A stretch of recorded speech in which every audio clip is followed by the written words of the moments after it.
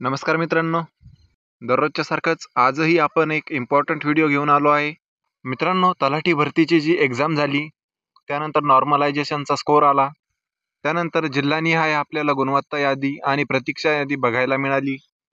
पण मित्रांनो, हा जो निकाल लागला आहे, तो फक्त आणि फक्त 23 जिल्ह्यांचाच लागलेला आहे. तर उरलेले 13 जिल्हे हे पेसा क्षेत्रामध्ये येतात. त्यामुळे या 13 जिल्ह्यांचा जो निकाल आहे, तो अजूनपर्यंत तरी वेबसाईटवरती प्रसिद्ध झालेला नाही. त्याच्या मागे जे महत्त्वाचं कारण आहे, ते म्हणजे महाराष्ट्र राज्य आणि सामाजिक विकास प्रबोधिनी यांच्यामध्ये जी केस चालू आहे, ती केस होय. मित्रांनो, हेच कारण आहे आणि याच कारणामुळे जे जिल्हे पेसा क्षेत्रामध्ये येतात, त्यांचा जो काही तलाठी भरतीचा निकाल आहे, तो अजूनपर्यंत प्रसिद्ध झालेला नाही. आतापर्यंत हाती आलेल्या माहितीनुसार 13 फेब्रुवारी रोजी या सदर केसचा निकाल लागू शकतो, असे सांगण्यात येत आहे. तर मित्रांनो, ही जी केस आहे, या केसमध्ये नेमकं काय आहे आणि का हा जो पेसा क्षेत्रातील 13 जिल्ह्यांचा निकाल अजूनपर्यंत प्रसिद्ध झालेला नाही, त्याचं कारण काय? तर याबाबतची सर्व माहिती आपण आजच्या व्हिडिओमध्ये बघणार आहोत. तर मित्रांनो, तुम्हाला मी एक रिक्वेस्ट करील की व्हिडिओ शेवटपर्यंत बघा, कारण कुठलीही माहिती येथे नजरचुकीने मिस होणार नाही, याची आपल्याला काळजी घ्यायची आहे. सर्वप्रथम चॅनलवर नवीन असाल तर चॅनलला सबस्क्राईब करून ठेवा आणि बेल आयकॉन प्रेस करून ठेवा, म्हणजेच यासारख्या पुढील सर्व अपडेट आणि नवीन व्हिडिओज तुम्हाला वेळेवर मिळू शकतील. तर उशीर न करता आपण व्हिडिओ सुरू करूयात. मित्रांनो, पंचायत समिती अधिनियम 1996 हा जो पेसाबद्दलचा कायदा आहे, हा 24 डिसेंबर 1996 रोजी अस्तित्वात आला. या कायद्याअंतर्गत जो पंचायत विस्तार अधिनियम आहे, तो अनुसूचित क्षेत्र याच्याशी संबंधित आहे. या कायद्याअंतर्गत देशातील एकूण 10 राज्यांचा समावेश होतो. त्यामध्ये महाराष्ट्र, गुजरात, आंध्र प्रदेश, मध्य प्रदेश, झारखंड, ओरिसा, छत्तीसगड, हिमाचल प्रदेश, राजस्थान आणि तेलंगणा या राज्यांनाच पेसा हा कायदा लागू आहे. तर आपण आज बघणार आहोत की महाराष्ट्रामध्ये जी काही 13 जिल्हे आहेत, ती कोणकोणती आहेत. तर त्या 13 जिल्ह्यांची नावे, त्यामध्ये अहमदनगर, पुणे, ठाणे, पालघर, धुळे, नंदुरबार, नाशिक, जळगाव, अमरावती, यवतमाळ, नांदेड, चंद्रपूर आणि गडचिरोली यांना पेसा हा कायदा लागू आहे. हा जो कायदा आहे, हा अनुसूचित क्षेत्रातील आदिवासी लोकांशी संबंधित असून आदिवासींची संस्कृती, प्रथा, परंपरा यांचे जतन आणि संवर्धन करणे व ग्रामसभेच्या माध्यमातून आदिवासींची जी काही स्वशासन व्यवस्था आहे, ती बळकट करणे, हे पेसा या कायद्याचे प्रमुख सूत्र आहे. या कायद्यामध्ये अनुसूचित क्षेत्रातील ग्रामसभेस अनुसूचित क्षेत्राबाहेरील ग्रामसभेपेक्षा महाराष्ट्र ग्रामपंचायत अधिनियम 1958 त्यामध्ये कलम 54 याने विशेष अधिकार देण्यात आले आहेत. पंचायत विस्तार अधिनियम 1996 हा जो पेसा संबंधित कायदा आहे, तो अनुसूचित क्षेत्राशी जोडला जातो. महाराष्ट्र ग्रामपंचायती संबंधीचे जे उपबंध आहेत, ते अनुसूचित क्षेत्रावर विस्तारित करण्याबाबत हा अधिनियम आहे. याबद्दलचा जो GR होता, तो शासनमान्य GR हा 4 मार्च 2014 या दिवशी प्रसिद्ध झाला होता. तर यालाच नियम 2014 असेही म्हणतात. अनुसूचित क्षेत्रातील ग्रामसभांना सदर अधिनियमानुसार विशेष अधिकार प्राप्त झाले आहेत. महाराष्ट्र ग्रामपंचायतीच्या संबंधीचे जे उपबंध आहेत, ते अनुसूचित क्षेत्रावर विस्तारित करण्याबाबत हा जो अधिनियम आहे, या नियम 2014 मध्ये ज्या काही महत्त्वाच्या तरतुदी आहेत, त्याच आज आपण बघणार आहोत.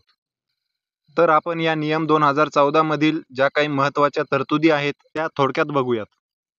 यामध्ये जे नियम आहेत, त्या नियमांना महाराष्ट्र ग्रामपंचायती संबंधीचे उपबंध यांचे नियम 2014 असे म्हणतात.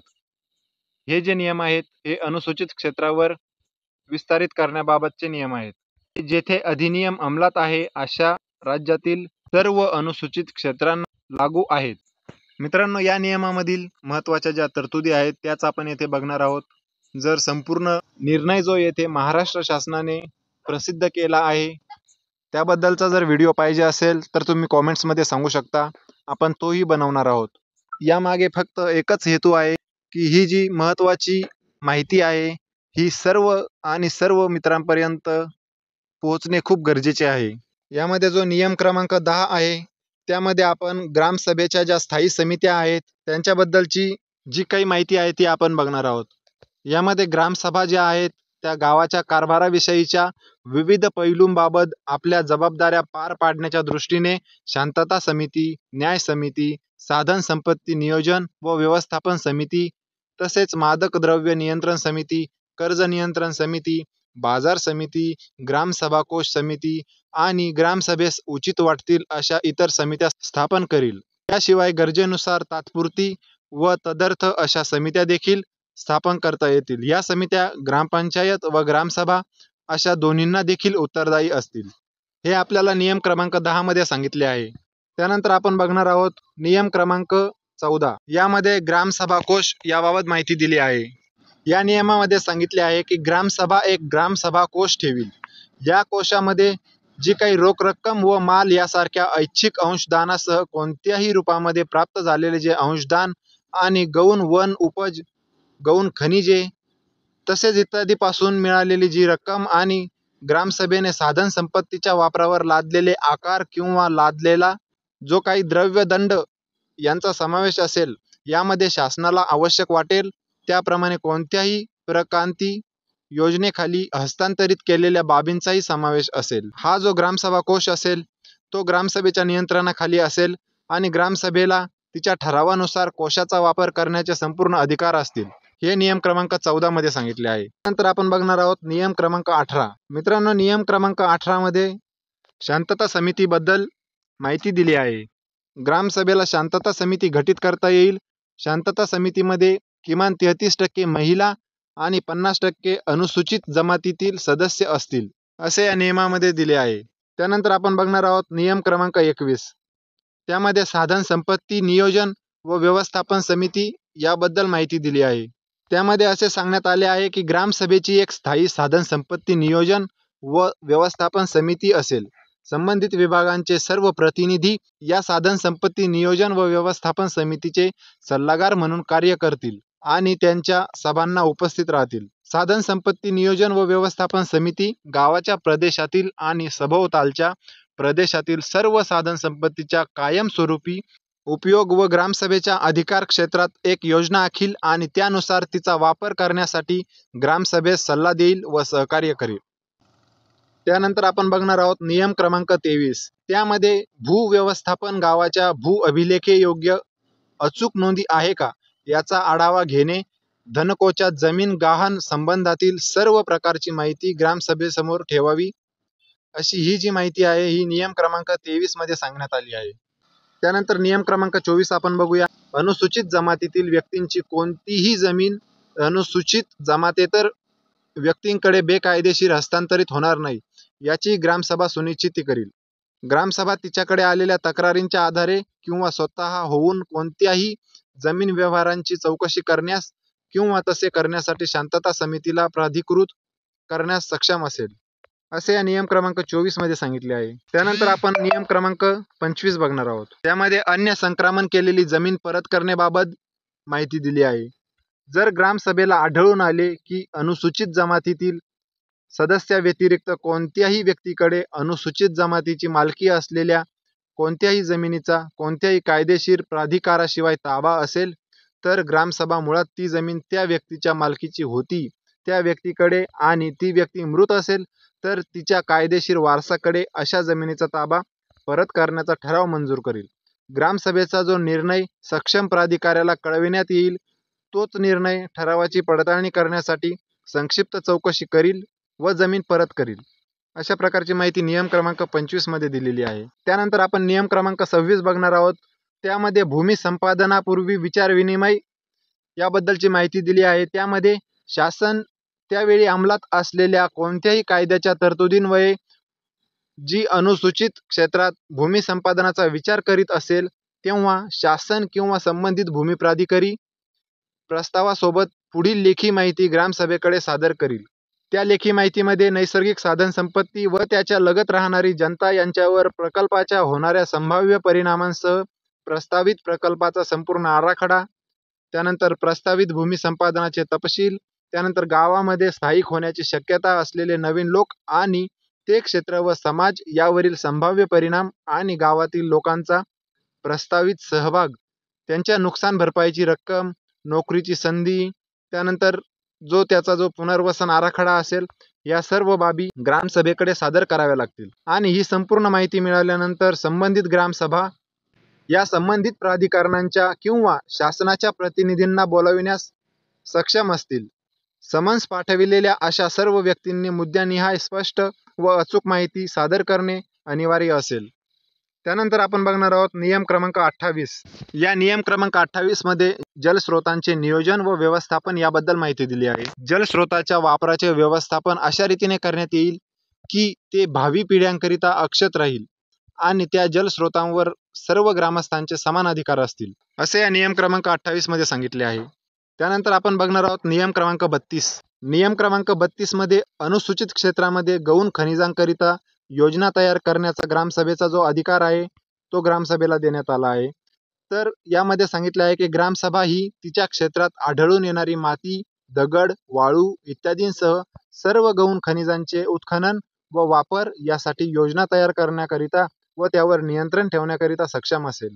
तसेच येथे अजून सांगितले आहे की ग्रामसभांना पारंपरिक प्रथेनुसार त्यांच्या वैयक्तिक गरजांसाठी गौण खनिजांचा वापर करता येईल, परंतु अशा खनिजांच्या वापरासाठी ग्रामसभेची परवानगी अनिवार्य असेल. त्यानंतर आपण बघणार आहोत नियम क्रमांक 36.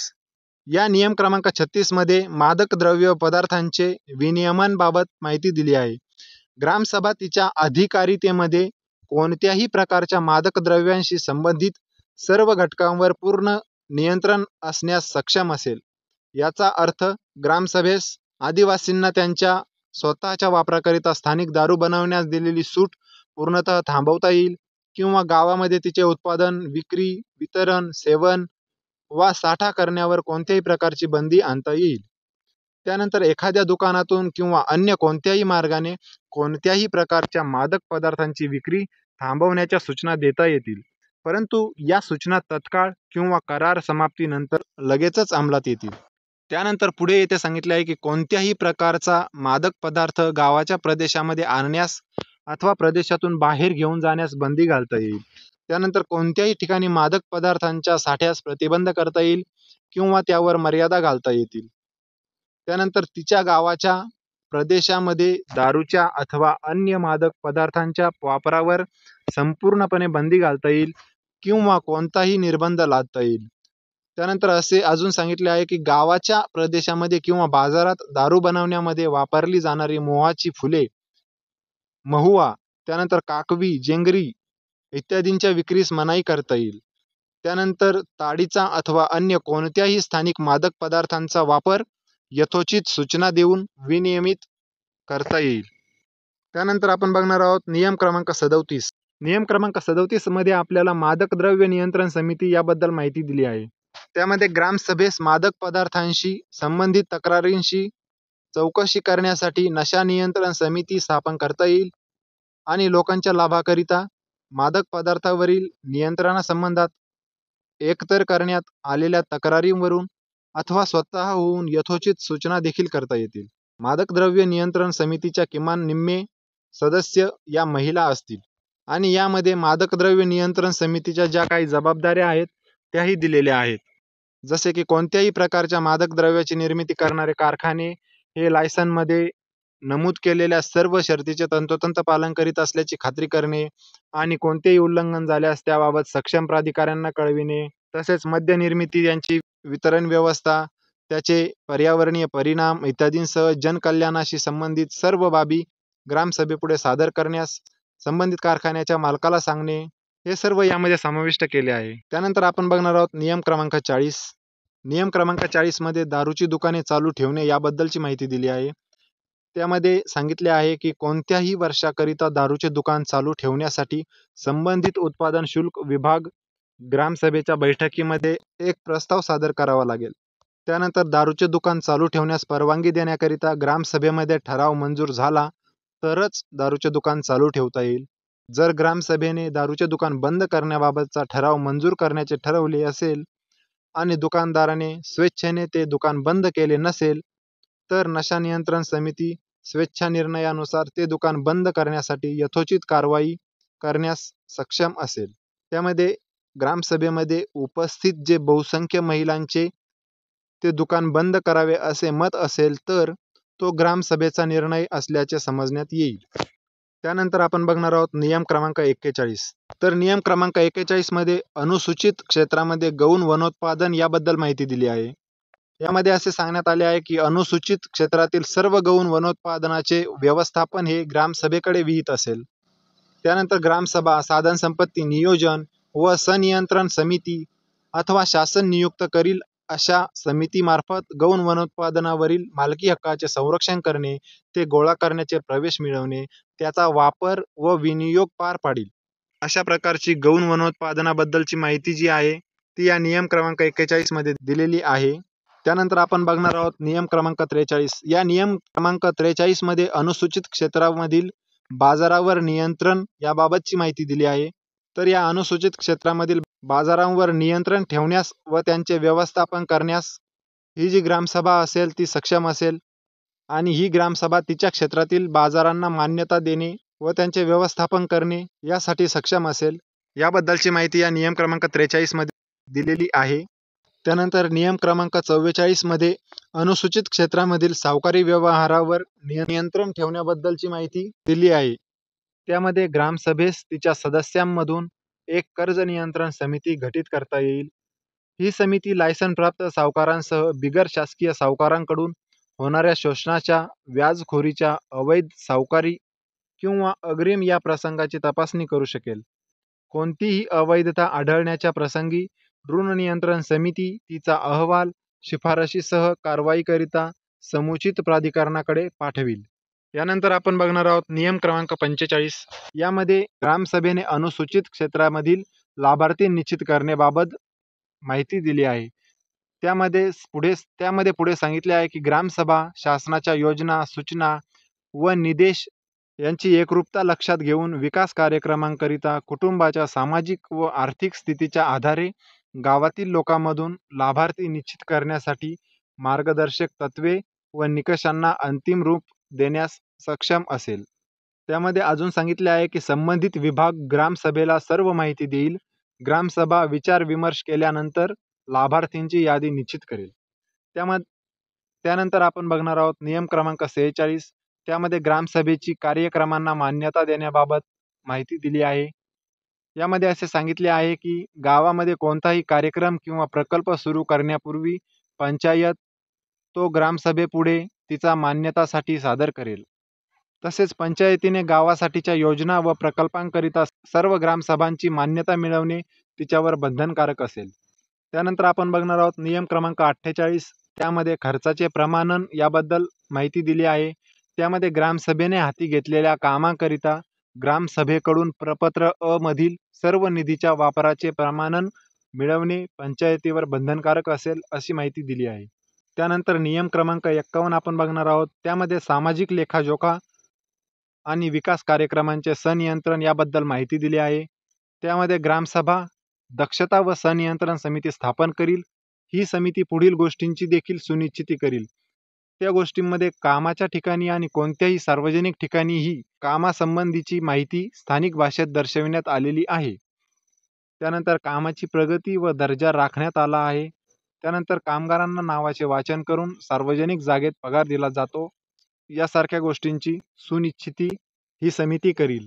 तर मित्रांनो, हा जो शासनाचा निर्णय आहे याचा जर डिटेलमध्ये व्हिडिओ बनवायचा असेल तर कॉमेंट्समध्ये सांगू शकता. यामध्ये ज्या काही महत्त्वाच्या तरतुदी होत्या त्या आपण बघितलेल्या आहे. यामध्ये 12 प्रकारची प्रकरणे आहेत. ते जर तुम्हाला वाटत असेल तर आपण एक एक करून सर्व प्रकरणे बघू शकतो. त्यासाठी कॉमेंट्समध्ये तुम्ही सांगू शकता. आणि या ज्या तरतुदी आहे या तरतुदींसाठी हा जो महाराष्ट्र शासन आणि सामाजिक विकास प्रबोधिनी यांचा जो खटला चालू आहे त्या केसचा 13 फेब्रुवारी रोजी निकाल आपल्या सर्वांसमोर येणारच आहे. याबद्दलची जी काही पुढील सर्व नवीन अपडेट्स असतील ती समोरची अपडेट्स जशी येईल तशी सर्वप्रथम मीच तुम्हाला देणार आहे. पुढील सर्व प्रकारच्या नवीन अपडेट्स वेळेवर मिळण्यासाठी चॅनलला सबस्क्राईब करून ठेवा. व्हिडिओमधील एखादी स्टेप समजली नसेल तर मित्रांनो व्हिडिओ परत बघा. व्हिडिओला लाईक करा. आपल्या मित्रांमध्ये शेअर करा. तुम्हाला काही प्रश्न किंवा शंका असल्यास कॉमेंट्समध्ये विचारू शकता. तुम्हाला एखाद्या टॉपिकवर व्हिडिओ पाहिजे असेल तर ते सुद्धा तुम्ही कॉमेंट्समध्ये सांगू शकता. मित्रांनो, तुम्ही केलेले लाईक्स, कॉमेंट्स, शेअर आणि सबस्क्राईब या सर्व गोष्टींमुळे मिळालेल्या याच मोटिवेशनची नवीन नवीन अपडेट्स तुमच्यापर्यंत घेऊन यायला मदत होते. अशाच नवीन नवीन व्हिडिओचं नोटिफिकेशन थेट तुमच्यापर्यंत वेळेवर येण्यासाठी चॅनलला सबस्क्राईब करून ठेवा आणि समोरच असलेले बेल आयकॉन प्रेस करून ठेवा. तर मित्रांनो, पुन्हा भेटूयात अशाच एका नवीन व्हिडिओमध्ये नवीन एका अपडेट्ससह. तोपर्यंत आपली काळजी घ्या.